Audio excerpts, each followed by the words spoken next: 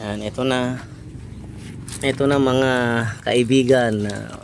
Naalis na namin, na-condemn na namin, nakapon na namin yan. Ito, sira. Hindi na nag-tension yung kanyang pin. Tapos yan, gas-gas na yung kwan. Ito yung sinasabi ko mga guys na sisira at sisira at magkakaroon siya ng kwan ng stock up doon sa may sigunyali, kasi ito mayroong sprocket sa taas. Kaya itong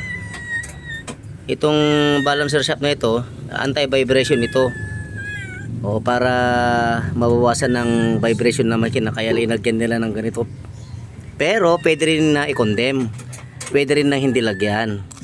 Kasi yung mga Innova na 1.8 ay 2.8 sorry 2.8 na Innova na 1GD, wala ho siyang nakalagay na ganito sa kanyang stock.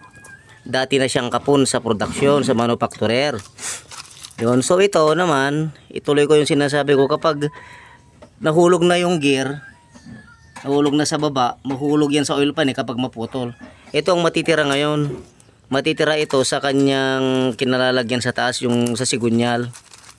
Yan, ikot ng ikot yung makina kapag umaandar.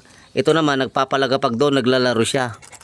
So may tendency ito na maipit doon sa sprocket doon sa taas, and then may possibility na crackin niya yung ating sigunyal. So yan.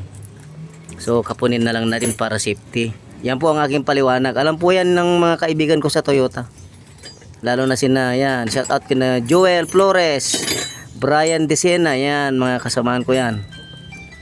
Yan. Okay, Boss King Mechanic po to mga tropa. Yan, taga Kalinga. Nagpakundim sa atin. Oh!